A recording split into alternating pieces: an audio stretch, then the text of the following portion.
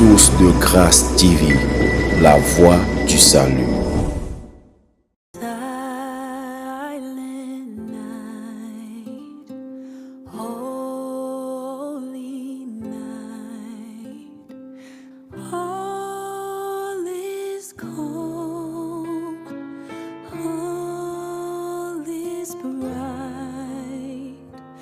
Round yon virgin mother and child, holy infant, so tender and mild, sleep in heavenly peace. Sleep in heavenly peace.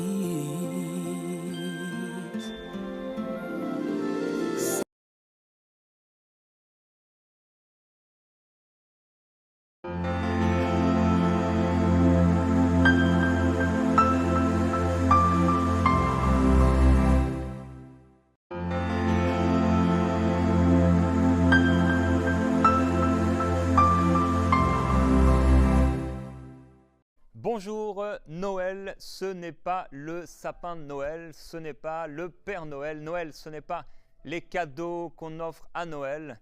Noël, ce n'est pas non plus tous ces chants de Noël à propos des anges ou à propos des mages. Noël, ce n'est pas également toute cette fête commerciale qui est proposée un peu partout dans le monde, dans les pays qui fêtent ce jour particulier de Noël. Mais nous voulons transformer ce qui est mal en bien et nous rappeler que Noël, c'est plus que le petit Jésus qui est là dans la crèche. Noël, pour nous, en tant qu'enfants de Dieu, eh bien, nous voulons le prendre comme un jour, comme un outil pour pouvoir nous rappeler du Seigneur Jésus-Christ et surtout témoigner de ce que Jésus-Christ a fait. Jésus-Christ n'est pas resté dans cette crèche, Jésus n'est pas non plus resté sur la croix, mais Jésus-Christ est venu, il s'est incarné dans une chair semblable à la nôtre, il est né, dans cette chair, incarné dans cette chair, il a manifesté la puissance du Seigneur sur la terre en délivrant tous ceux qui étaient sous l'emprise du malin parce que Dieu était avec lui.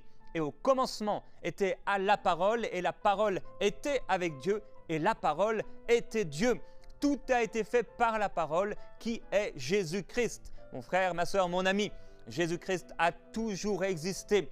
Il est l'alpha, il est l'oméga. Jésus-Christ est le même hier, aujourd'hui et pour l'éternité. Et alors qu'il était sur la terre, manifestant la puissance de Dieu, ceux qui l'ont vu ont vu le Père. Jésus-Christ a manifesté l'amour du Père pour tous les hommes. Hommes, femmes, il ne faisait aucune différence entre les hommes et il manifestait la justice de Dieu, libérant les gens de la maladie, libérant les gens des esprits impurs et méchants, libérant les gens de toute oppression et de tout joug. Et tous ceux qui venaient à lui trouvaient en lui la vie, car il est la vie. Et il a donné sa vie sur la croix en mourant à notre place. Il est venu et il est mort à ta place. Son sang a coulé. L'an dernier, le même jour, le 25 décembre, j'ai fait une émission qui s'intitulait « Ta victoire, les 7 moments où le sang de Jésus a coulé ». En effet, 7 fois, le sang du Seigneur Jésus-Christ a coulé pour notre délivrance, pour notre salut, afin que ce salut soit complet. En lui, nous avons un salut complet. Nous aurions dû mourir sur cette croix. Nous aurions dû aller en enfer, dans un lieu de tourment éternel à cause de nos péchés, car tous ont péché et sont privés de la gloire et de la présence de Dieu. Mais la bonne nouvelle, c'est qu'ils sont gratuitement justifiés par la foi en Dieu, par le sang de Jésus-Christ qui a coulé à la croix. Il fallait que l'innocent paye pour le coupable. Il fallait que Dieu, et c'était la seule possibilité, puisqu'aucun homme n'avait réussi à ne jamais pécher, eh bien il fallait que Dieu lui-même s'incarne dans une chair semblable à la nôtre et qu'il puisse donner sa vie comme un sacrifice, À l'époque de l'Ancien Testament et de l'Ancienne Alliance, ils offraient des animaux pour couvrir leurs péchés, mais aucun animal n'a jamais pu effacer leurs péchés. Le souverain sacrificateur apportait une fois par an dans le lieu très saint, dans le tabernacle, le sang. Et il apportait le témoignage ici dans le lieu très saint. On l'attachait avec une corde afin qu'il ne meure pas dans la gloire de Dieu, dans ce lieu où Dieu résidait d'une façon particulière. Mais nous savons que lorsque Jésus-Christ est mort sur la croix, alors que les ténèbres sont venues, le rideau a été déchiré, ce rideau qui séparait le lieu saint du lieu très saint, où était la présence de Dieu. Et Dieu lui-même a déchiré le rideau du haut jusqu'en bas pour nous montrer qu'un chemin nouveau, à travers la chair de Jésus-Christ, à travers le sang de Jésus-Christ, était ouvert pour tous les hommes, afin que non seulement les Juifs, mais toute l'humanité, les païens que nous étions, eh bien, nous puissions trouver en lui la vie éternelle. Et Jésus-Christ a inauguré ce qui était auparavant une représentation des réalités célestes, le tabernacle avec le parvis, là où se trouvent les hommes qui viennent à lui, l'environnement également de ce tabernacle,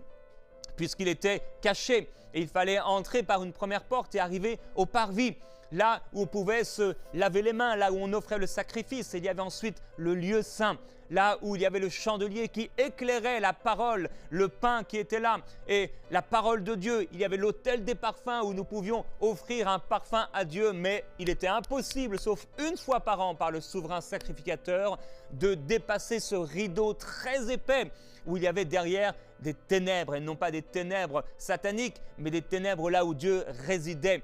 Et il y avait ici une boîte particulière avec 2 chérubins aux ailes déployées, et à l'intérieur plusieurs témoignages de Christ, plusieurs témoignages de Dieu, de ce qu'il avait fait pour le peuple. Il y avait la loi, il y avait la manne comme souvenir de la provision et de la puissance du Seigneur pour son peuple, et il y avait le bâton d'Aaron qui avait fleuri. C'était des représentations d'un chemin. Il fallait entrer pour arriver au parvis, traverser le lieu saint et arriver dans le lieu très saint. Quand le rideau a été déchiré, quand Jésus-Christ a offert son sang à la croix, il a inauguré un chemin nouveau pour tous les hommes. Il dit « Je suis la porte ». Il dit « Je suis le pain vivant descendu du ciel ». Il dit « Ma chair est vraiment une nourriture et mon sang est vraiment un breuvage ». Jésus-Christ est venu apporter, comme le souverain sacrificateur le faisait une fois par an dans le lieu très saint, le sang des animaux. Jésus-Christ est venu apporter son propre sang auprès du Père, comme un témoignage lorsqu'il a dit sur la croix, eh bien pardonne-leur car ils ne savent pas ce qu'ils font. Et quand il a dit tout est accompli et qu'il a rendu l'esprit, le Père s'est détourné de lui un instant pour tourner ses regards vers nous, et il a détourné ses yeux de son Fils qui est devenu comme un objet de malédiction, et tous nos péchés sont tombés sur lui, toutes nos fautes sont tombées sur lui, parce que le Père nous a tant aimés. Oui, car Dieu nous a tant aimés qu'il a donné, qu'il a envoyé Jésus-Christ, son Fils unique, bien-aimé, afin que nous ne périssions pas, mais que nous ayons en lui, dans notre foi en lui, la vie éternelle. Oui, Dieu a tant aimé le monde qu'il a donné son Fils unique, afin que quiconque croit en lui ne périsse pas, mais qu'il ait la vie éternelle. C'est la bonne nouvelle de l'Évangile. Oh, c'est bien plus qu'un sapin de Noël, c'est bien plus que des cadeaux de Noël, c'est bien plus qu'un bébé en bas du sapin de Noël dans une crèche. Jésus-Christ est le chemin, la vérité et la vie. Il est le seul médiateur entre Dieu et les hommes. Il n'y en a aucun autre, aucun prêtre, aucun pasteur, aucun homme, aucun saint qui serait mort, Marie ou je ne sais qui n'a pas été le médiateur, est un mauvais médiateur. Il est un médiateur imparfait, le seul et l'unique médiateur qui fait la liaison entre le Père céleste et les hommes. Son nom est Jésus-Christ, l'Emmanuel, le Dieu avec nous. Voilà notre médiateur, voilà le seul qui a fait couler son sang. Aucun homme n'a pu le faire, aucune femme n'a pu le faire.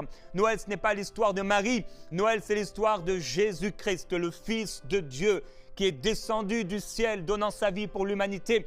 Et lorsqu'il a donné sa vie, et lorsqu'il est mort et qu'il a dit « tout est accompli sur cette croix », eh bien on l'a retiré de cette croix, on l'a mis dans le tombeau, il est descendu dans les séjours des morts, proclamer l'évangile, la bonne nouvelle, proclamer, et il est venu, il est monté dans les cieux, il a présenté son sang au Père, et il est devenu pour nous tous qui mettons notre foi en lui, l'avocat fidèle auprès du Père, pardonnant nos péchés, nous donnant une vie nouvelle, et il est ensuite ressuscité. Oui, Jésus n'est plus ce bébé dans cette crèche, et Jésus non plus n'est plus ce Jésus qui est là mort, qui est là sans puissance sur la croix, qui est là maudit. Non, Jésus-Christ est vivant. Jésus-Christ est ressuscité d'entre les morts afin que nous puissions être en communion avec lui. Oui, la parole de Dieu nous dit « Or, notre communion est avec le Père et avec son Fils Jésus-Christ. Je ne peux être en communion avec le Père que grâce à Jésus-Christ. Je ne peux être en communion avec Dieu que grâce à l'œuvre expiatoire de Jésus-Christ. Je ne peux être en communion avec le Père que parce que Jésus-Christ m'a justifié en présentant son sang. Son sang m'a couvert, son sang m'a lavé, son sang m'a justifié, son sang m'a purifié, son sang m'a pardonné, son sang m'a revêtu d'un manteau nouveau, un manteau blanc, un manteau de justice, non pas à cause de mes œuvres. Aucune œuvre religieuse, aucune œuvre humaine ne peut sauver quiconque. Aucune religion ne peut sauver personne. Aucune église catholique, orthodoxe, évangélique, aucune religion ne peut sauver personne. Il n'y a qu'une seule personne qui peut sauver quiconque vient à lui. Et cette personne, son nom est Jésus-Christ, l'Emmanuel, le Dieu avec nous, manifestant la gloire du Père, celui qui a toujours été, qui a toujours existé et qui sera toujours. L'amour, il est l'amour, il est amour, Dieu est amour et Jésus est amour, il est justice, mais